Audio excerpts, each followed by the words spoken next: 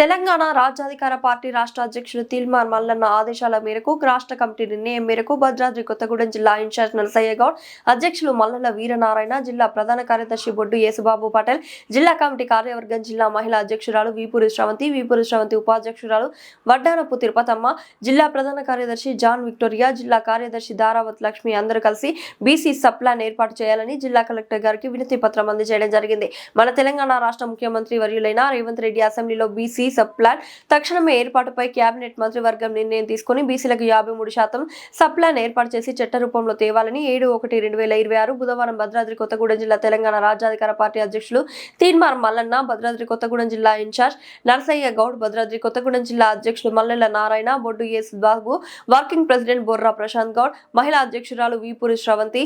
మహిళా ఉపాధ్యక్షురాలు తిరుపతమ్మ, వడ్లనపు, మహిళా ప్రధాన కార్యదర్శి జాన్ విక్టోరియా, మహిళా కార్యదర్శి దారావత్ లక్ష్మి వినతి పత్రం జిల్లా కలెక్టర్కు అందజేయడం జరిగింది.